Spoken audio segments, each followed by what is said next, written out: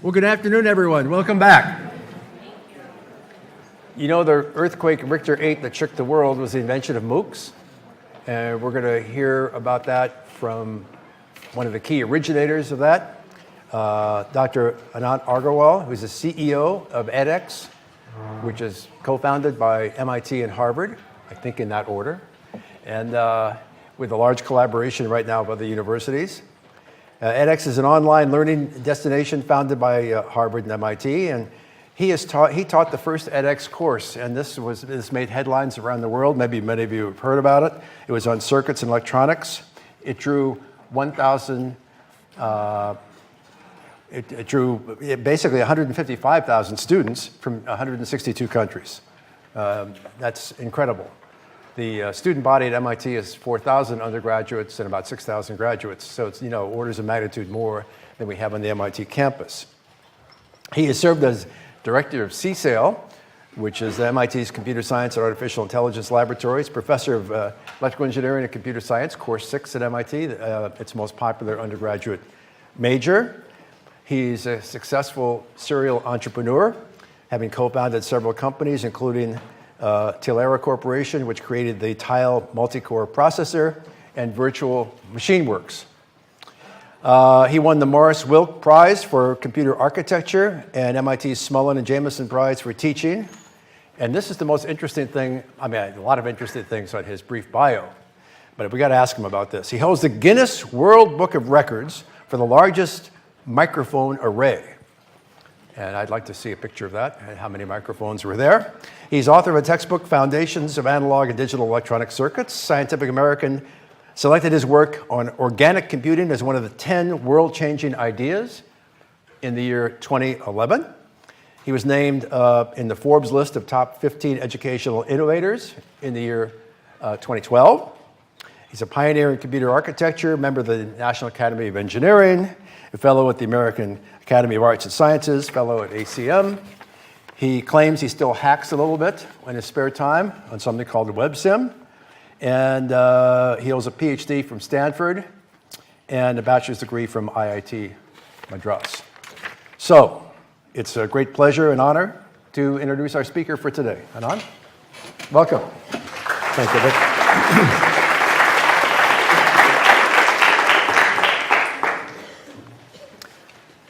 Thank you very much. Let's see if we can get the slides to magically show up. Gee, let me try it again.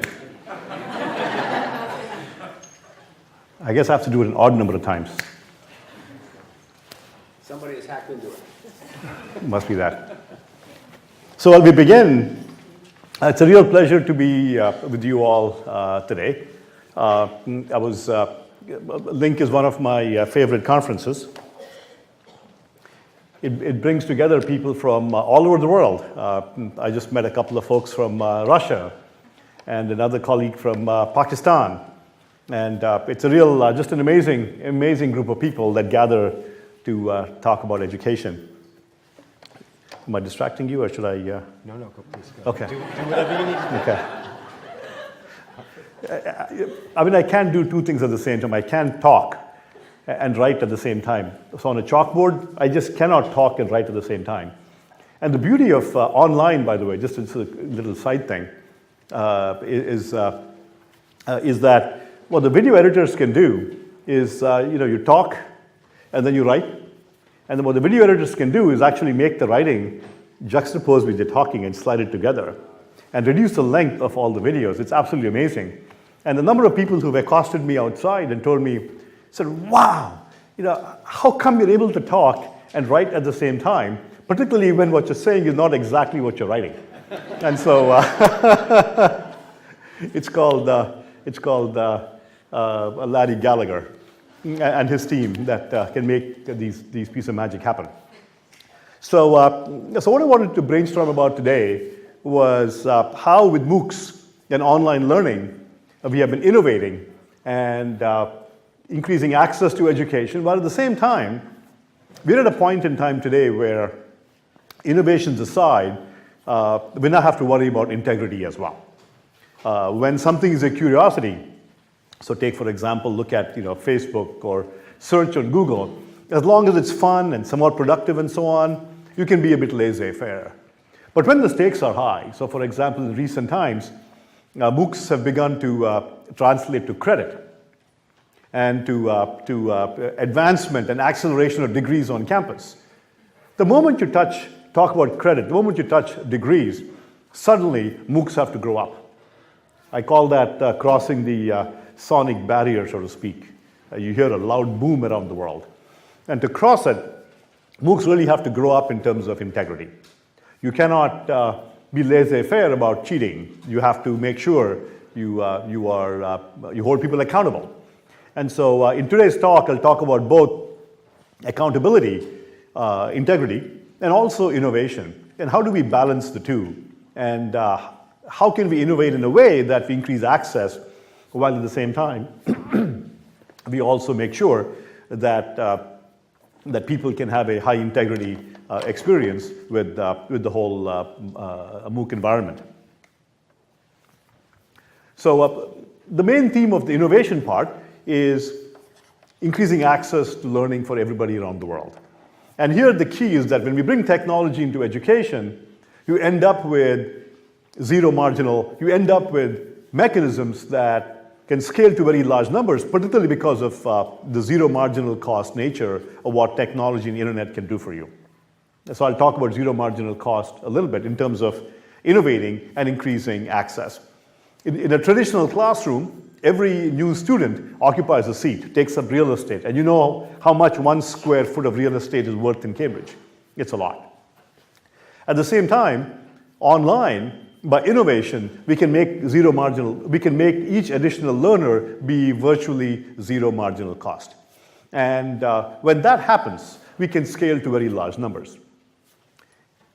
The next step is accountability and integrity. How do we ensure accountability and integrity in MOOCs? And I'll talk about these as well. So before I go into details of innovation and accountability, just a few quick words on edX itself. So edX is an online learning destination. As my friend Richard pointed out, it's a collaboration between, started out by Harvard and MIT, that founded edX with a $60 million commitment. And it's a nonprofit. And today, edX has grown to about 100 university partners from all over the world. I see many of our partners here. I see my friend Carlos from UC3M and in Madrid. It's amazing the group that has gathered together. We have a 3-part mission at edX as a nonprofit. One is we want to increase access to education for people all over the world. Second, we want to innovate in education itself. We want to enhance education both online and on campus. If at the end of the day, all that we did was just provide some education or some videos to millions of people around the world, heck, YouTube is pretty darn good at that. We don't need to create a new nonprofit to go do that. Creating a quality educational experience, whether it's on campus or online, is a big part of our mission. Continuing with the overview of edX, we've had a pretty big impact already. We've been around now for a long 4 years, and we've grown to close to 8 million unique learners from 196 countries. I gave a talk at LINC 3 years ago, and at that time we were at about 1 million learners. We've been roughly doubling every year, and we've grown to about 8 million, close to 8 million learners in 4 years. We've had more than 25 million enrollments in courses. So each learner signs up for on the order of 3.5 courses, and so we've had more than 25 million courses enrolled in. We have about 1,000 courses on our platform today in a multitude of languages, Spanish, Portuguese, Hindi, and several other languages. Let me now switch gears and talk about 2 components. One is innovation and increasing access, and the second one is integrity. How do you do both at the same time? In terms of access, you certainly saw how with technology, we've been able to reach close to 8 million students all over the world. I see some slides showing up. Just use that. Okay.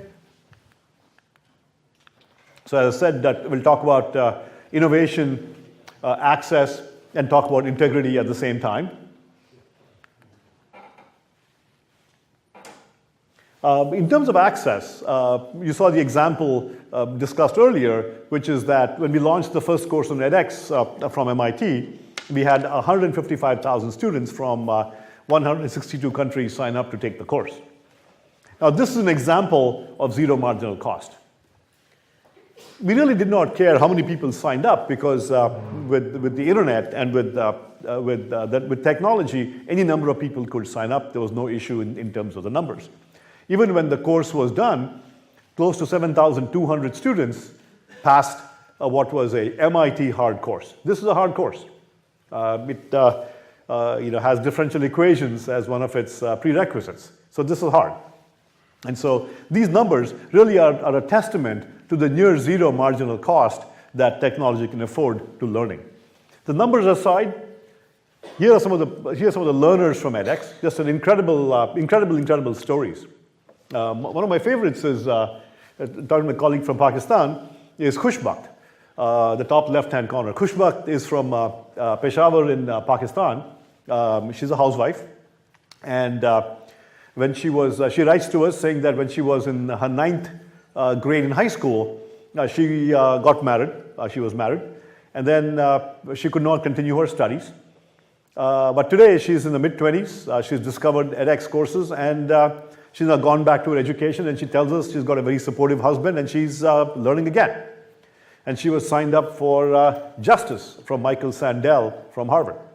And many other stories. We have a number of students, at least 3 that I know of, that are rising seniors at MIT today that took either the Berkeley AI course or the Circuits course 4 years ago on edX, did really well, and that really played a big part in their getting admitted into MIT. And so there are many students here who have come to MIT from parts of the world like Mongolia and other places, having learned MIT hard material to really demonstrate what they are capable of. One quick thing, edX is a nonprofit, and one of the things we do is we try to enable others to do what we are doing. We took our platform and we made a platform available as open source. So today, anybody in the world can download a platform from openedx.org and launch a platform for themselves. And so here you see a whole bunch of platforms. So for example, one of the earliest was China. So Xuetang X is a Chinese national platform launched using openedx. The bottom left-hand corner is Durub. Durub is a platform launched by the Skills Ministry in Saudi Arabia. I think some of you may have heard Nafez. Is Nafez here? We've heard Nafez speak. He's one of the early founders of Edrak. You see Edrak up there. On the more recent sites is Russia. So Russia has launched openedu.ru using openedx. I mean, how cool is that? When countries barely talk to each other at the political level, at the educational level, the cooperation is amazing. So it's a Russian site, and you see the site out there. France has launched France Université Numérique. Stanford has launched lagunita.stanford.edu using openedx. And edX has about 1,000 courses, but today there's more than 3,500 courses on openedx sites. It's more than any other platform. Even in terms of learners, I don't know what the count is, but informal numbers. Oh, there's Nafez. He was hiding away in the background. So even in terms of learners, each of these sites, many of these sites have more than 1 million learners. And so if you look at the total number of learners on openedx installations, including edX, it is nearing 20 million today. So these numbers are absolutely staggering. One of the things we've also been doing is innovating in credentialing. So we started off with free courses, you learn for free. Education is a right, so we strongly believe that you should be able to have a complete learning experience on the platform for free. And so we started off with free courses. Following that, we launched courses with certificates. And frankly, each of these steps required some major innovations and a lot of committee meetings and soul searching at many, many universities, particularly here in Cambridge, at MIT and Harvard and other places. So we started with certificates. From there, we moved to X-series programs, which are sequences of courses with a certificate. From there, we launched the Global Freshman Academy with Arizona State, where learners could learn for free on edX. And they could sign up for a verified certificate for about $50. And if they passed, they could get credit at ASU by paying a small fee. And so now MOOCs would translate to credit. And this is now culminated in a major innovation called the MicroMasters credential. And here, MIT gets the credit for spearheading and designing this credential. And edX is really grateful to that collaboration. So what are the MicroMasters? I'll talk about this in more detail. The MicroMasters is a very interesting credential. So you can learn for free on edX. The MicroMasters is a sequence of about 1 quarter to 1 semester's worth of work, master's level work. And you can do that completely online on edX, 100% online. And if you complete it, this has a virtual proctored exam. And if you pass the exam, or 1 or more exams, you get a MicroMasters. If it's an MIT program, you get a MicroMasters from MIT. If it's a Berkeley program, you'll get a MicroMasters from Berkeley. The MicroMasters is a new credential. Following that, that credential itself is a valuable currency, or should become a valuable currency in the marketplace. Following that, there's an inverted admissions process. So you can apply to the university. So for example, if you apply to MIT with the MIT MicroMasters, MIT will consider your performance in the MicroMasters in the master's level admissions process. And then if you get admitted for the MIT program, the MicroMasters will count towards 1 semester's worth of your master's degree program. So with the MicroMasters, you can complete your master's at half the cost and half the time. It's a real radical innovation. And here again, this is possible because of zero marginal cost. Online, as I said, you have a zero marginal cost, so you can have a huge funnel. There is no admissions process, so anybody can do the MicroMasters. There is no admissions. Anybody can try it. The price of failure is very low. You don't complete a course, it's like you haven't completed a YouTube video. You just walk away. If each YouTube video cost you $10,000, heck, you would watch every single YouTube video down to 6 times. But because it's free, you watch a minute of it, you watch 2 minutes of it. The price of not watching the whole thing is very, very small. So it's open admissions. Similarly, with the MicroMasters, it's open admissions. Anybody can take the MicroMasters online on edX. And so it's again a reflection of zero marginal cost afforded by technology. I'll come back to MicroMasters later. So this is innovation through technology and increasing access because of zero marginal cost. The next part has to do with integrity. As credentials are getting more and more serious, including pathways to credit, I like to call it crossing the crossing the sound barrier. Really, MOOCs have to grow up to be able to cross it. Some real serious issues have to be faced as you cross over into credit. Because now you can take a course as a MOOC, and if you pass it, and then you get admitted into MIT for the MicroMasters, you get acceleration on campus. If you pass one of the Global Freshman Academy courses from Arizona State University on edX, if you pass it, you get credit on an ASU transcript.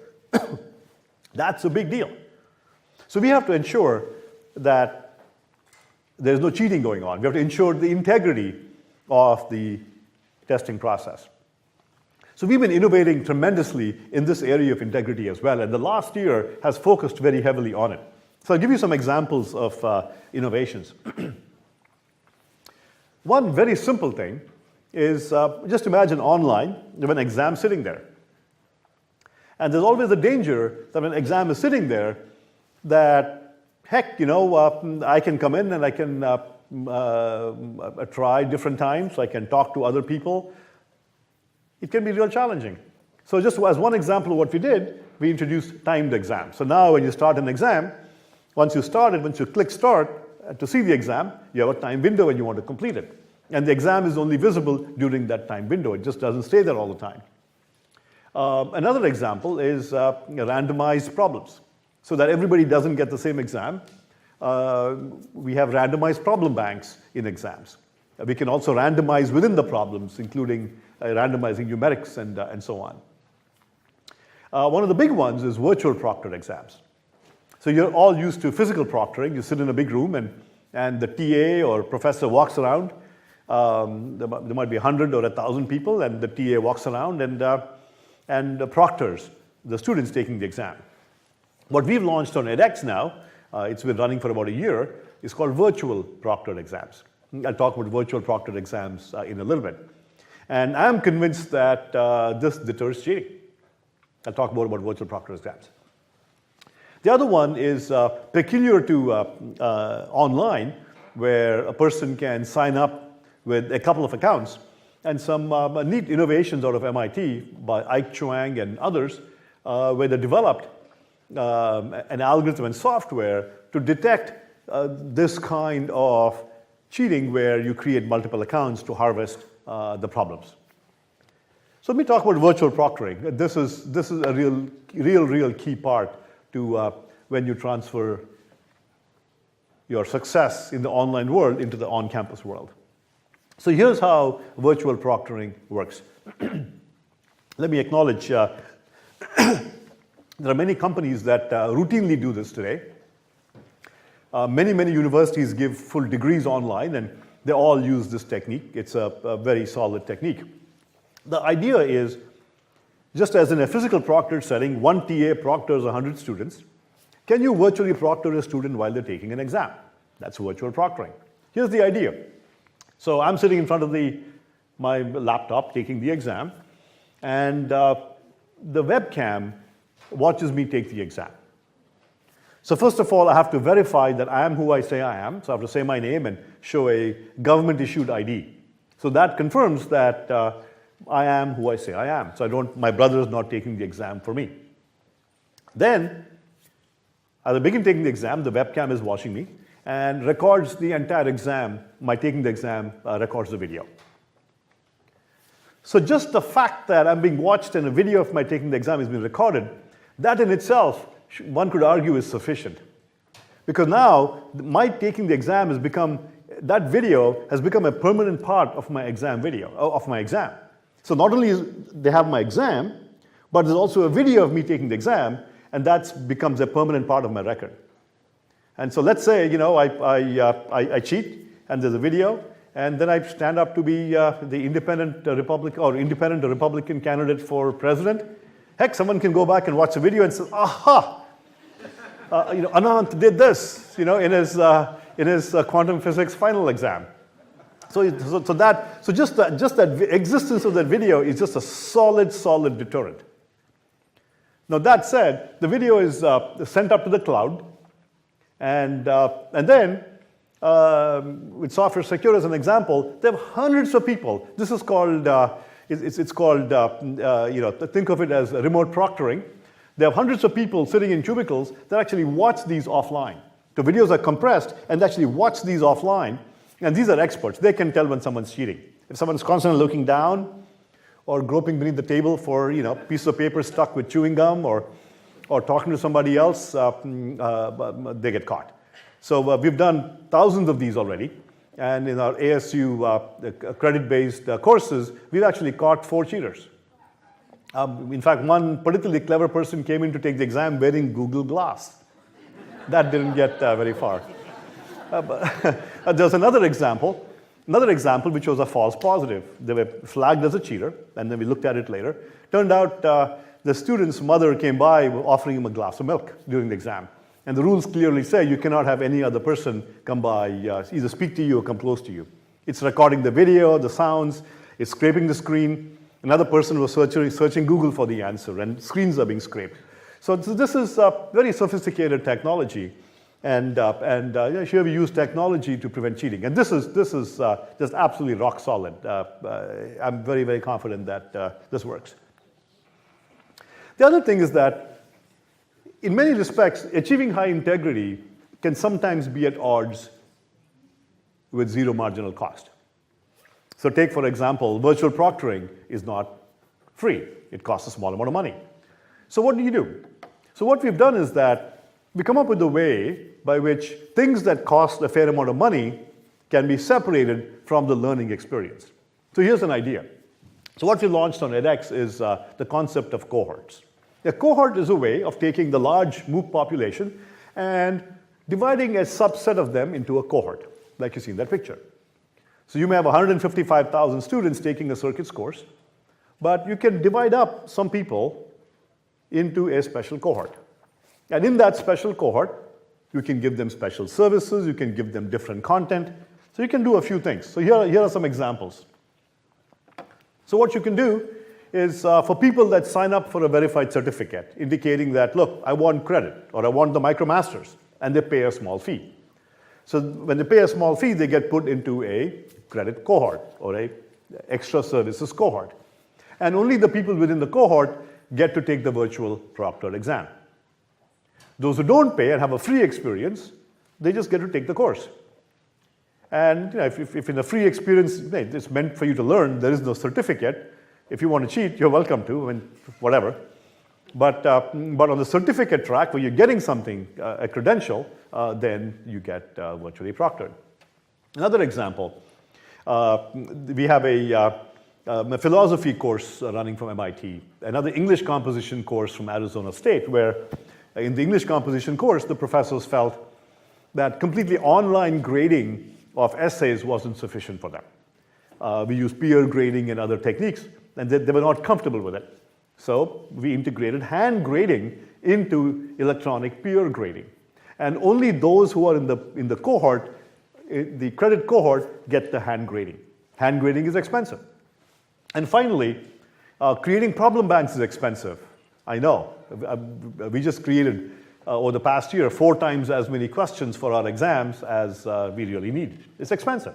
And so what we are going to do is, in our own circuits course, the problem bank-based exams are going to be available to the paying certification cohort, while just the same exam will be visible to everybody in the cohort that is not getting a certificate. So the ways in which we can be clever in how we use technology to maintain high integrity. So in the last few minutes, I'm often asked to brainstorm about how does this impact the campus? Where do you see education going in the future? And a big part of our mission at edX is, certainly one part of the mission is to increase access, to enable people to get skills from all over the world through edX and open source. And as I pointed out, edX open source is being used by Durub in Saudi Arabia for skills development, by Edrak in Jordan. And so that's a big part of our access mission, skills and access. At the same time, we're also interested in innovating in education. We really innovate both on campus and beyond, and that's a big part of what we want to do. And so as part of that, we'd like to think about what is the future of higher ed? 20, 30, 40, 50 years from now, where do we think the world might be? And how do we get there? So in the next few minutes, let me talk about the concept of unbundling and unbundled education as one vision of where we might go, and talk about unbundling the clock, unbundling the credential, and unbundling content.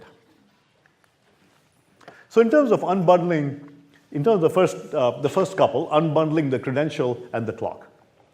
The MicroMasters pioneered by MIT is one example of unbundling the clock. What does that mean? So today, education is bundled. I come to campus, I stay here for 2 years or 4 years and get my credential. Why?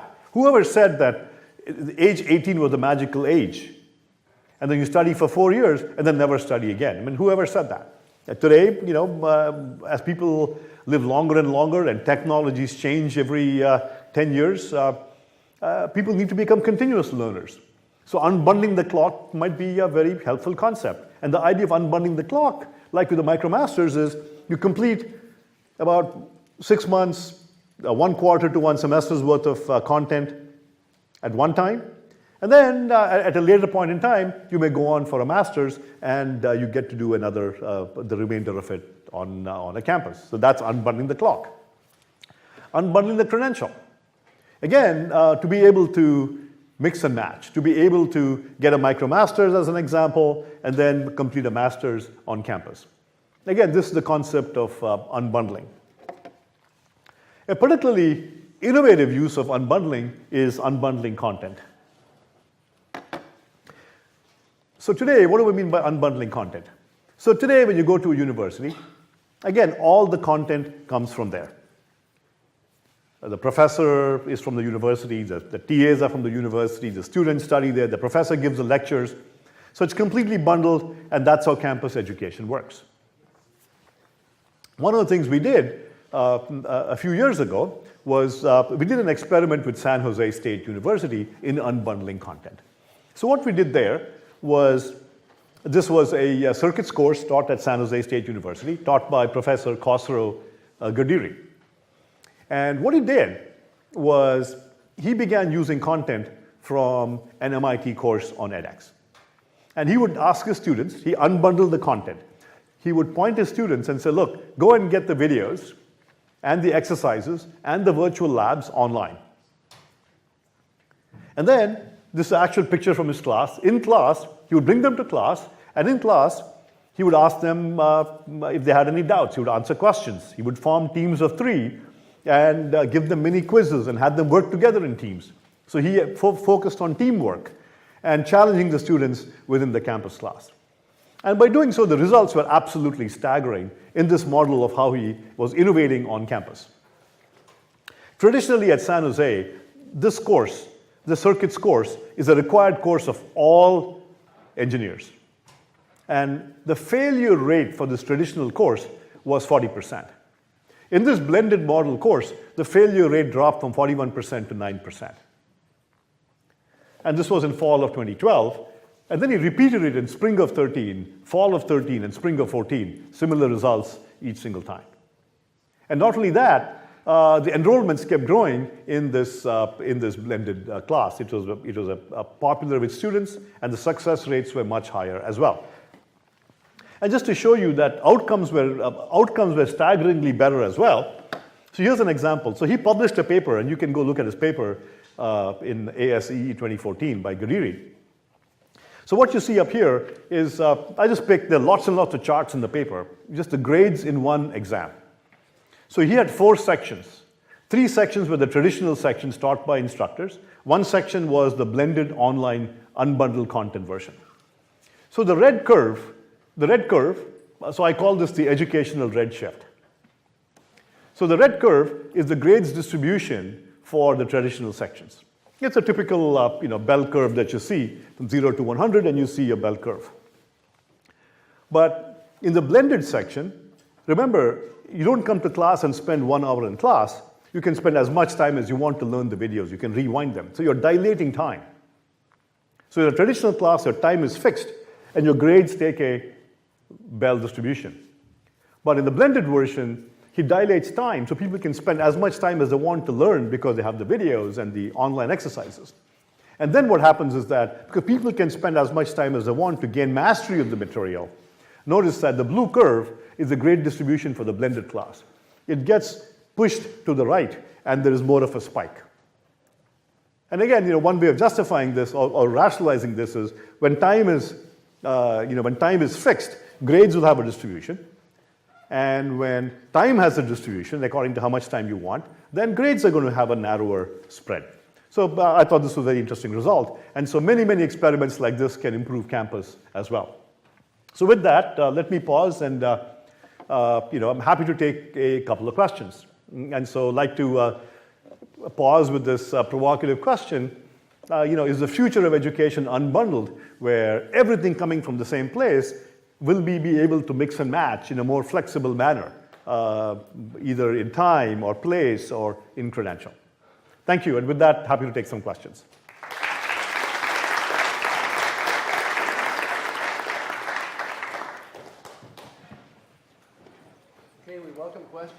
come to the microphone, would be great. So I am Java Qureshi from Zadis, Pakistan. We have multiple campuses, including one in Dubai. So my first question is, how can we partner with edX? The second question is, not previously, but now many of the universities are charging a fee for a verifiable certificate that is around $500. And without paying that fees, people cannot even get registered in that case. So in this sense, the purpose of MOOC gets undermined and quite jeopardized.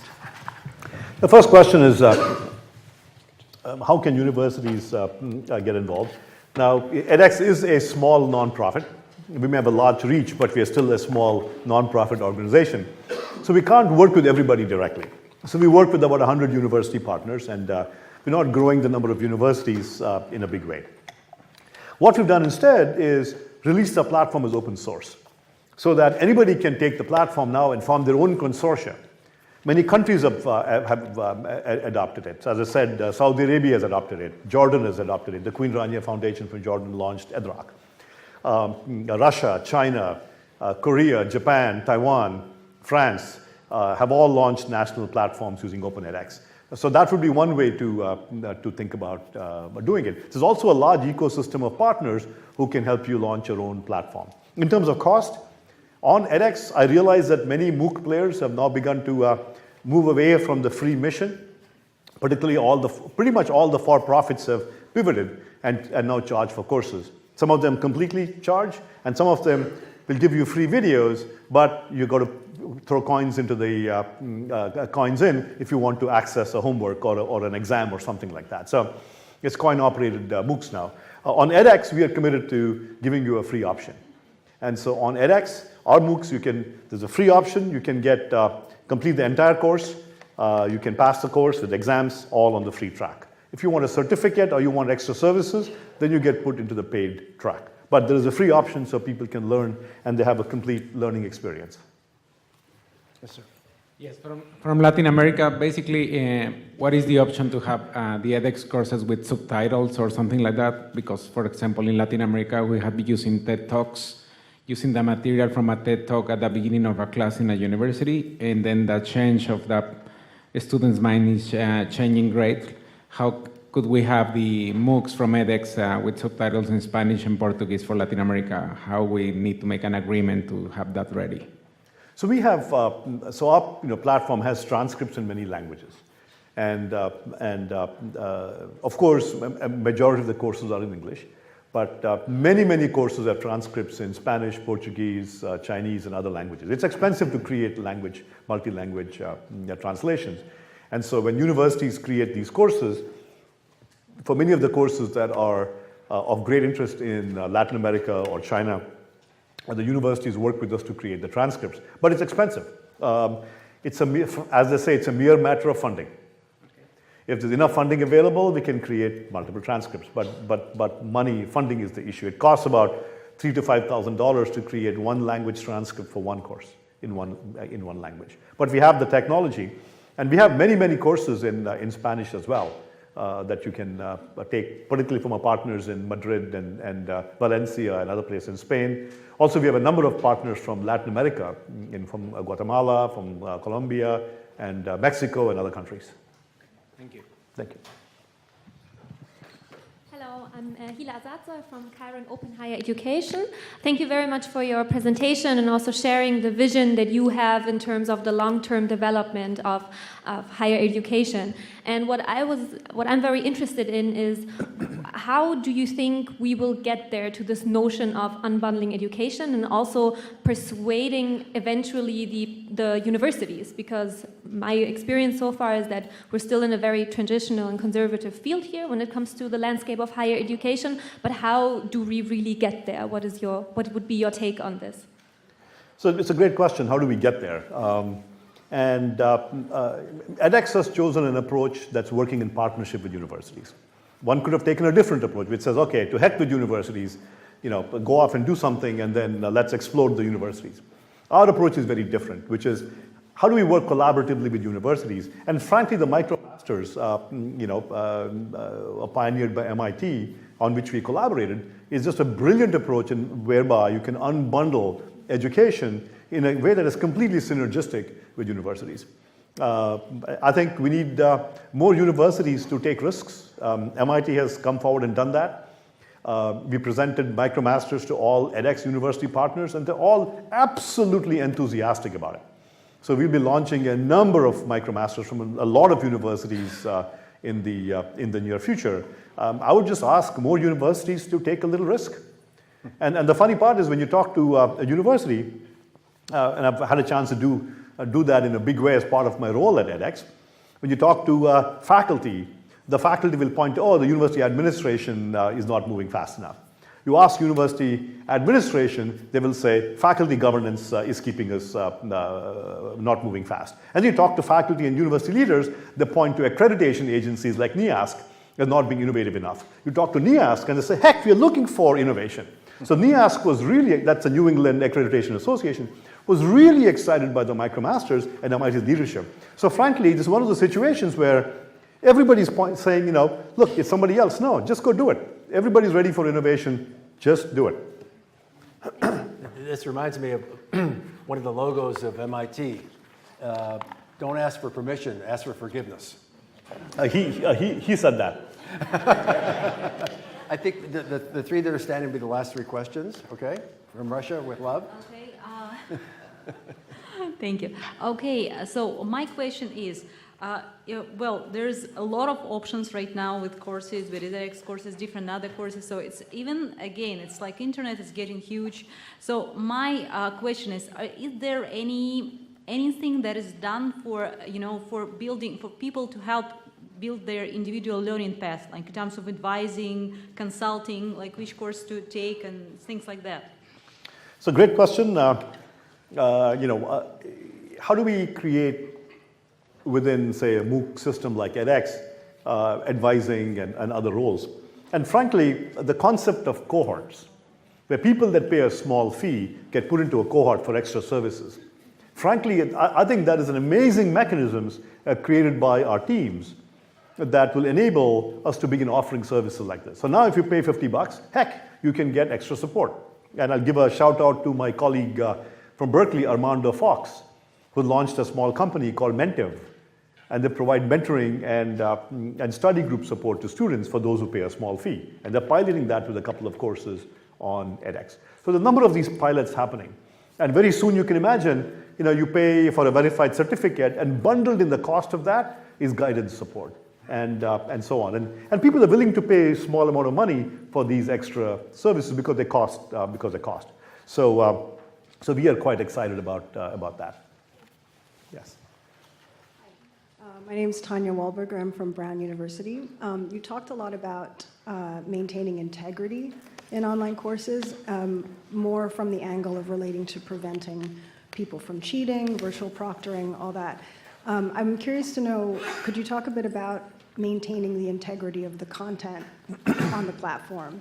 So, is that something that the individual institutions who sign up with edX are responsible for ensuring? Do you play a role in that? And so what would you say to students to ensure that they get the content that they signed up for, and also to universities, faculty, administrators who may be hesitant to put, their brand stamp on something, to make sure that the online content has the same integrity as the in-person experience? So so frankly, in terms of putting the brand on it, we've crossed that bridge 4 years ago. So some of the top universities in the world, 100 of them, are already putting their brand on their courses on edX. So these are MIT X courses on edX, Berkeley courses, technological Monterey courses on edX. So these are, the brand names are there. At the same time, how do you maintain the quality? And so there again, it's a collaborative effort. Universities, particularly when you have credit, the assessments have to be high quality. You just cannot throw some multiple choices around. So our partners in edX worked really hard to create many different types of assessments for the platform. There's one of the coolest approaches is a drag and drop, and Dave Pritchard, is Dave here? So he's a physics department at MIT, one of the real education innovators of our times.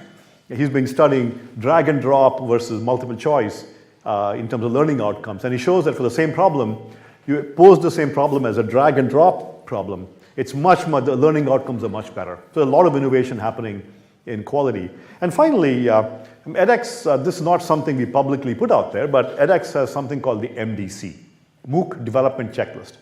It's a quality rubric for MOOCs, where that MOOC won't come on edX unless it passes, I forget how many, 20 or 30 checklist items have to be addressed. And our university partners have teaching assistants and professors on the discussion forums. So we work quite hard to maintain the quality. But again, the quality keeps improving year upon year, and we'll see that continuing improvement over time as well. Last question. Hi, Anant. This is Sanjay Kalra from University of Newcastle, Australia. We are one of the newest members of edX, just this month joined. My question on the unbundling of education is, will MOOCs be the death knell of paid online education? The traditional online courses offered by universities, will they exist in the future with MOOCs being offered? Welcome, Newcastle to edX. Good question, Sanjay. Trust you to ask a troublemaking question at the end. The question was, will MOOCs like on edX sound the death knell for-profit or paid online universities? Frankly, if you look at, I've talked to a lot of leaders of for-profit online universities, and they're already struggling. In the past 3 or 4 years, there's been a lot of backlash against them, because for them, they focus on ROI. It's called dollars per student. But in universities, our focus has been, learning outcomes, and unfortunately, without any utter focus on cost. And so costs have been going up, but we haven't had to maintaining quality. In the other case, it's the other way around. And so I do believe that when you can get quality free education, there is always the danger that for-profit paid online education will suffer. And but we still have a ways to go, and we are focusing on the MicroMasters and some of those. I think at the end of the day, my hope is that everybody is going to innovate, and our platform is open source. Anybody can take it and launch a platform. In fact, some for-profit companies have taken a platform and launched a for-profit learning enterprise. And so our hope is that this will be a rising tide that hopefully will lift all the boats of education. And it won't be one versus the other. Thank you. Thank you all. Thank you very much. Thank you.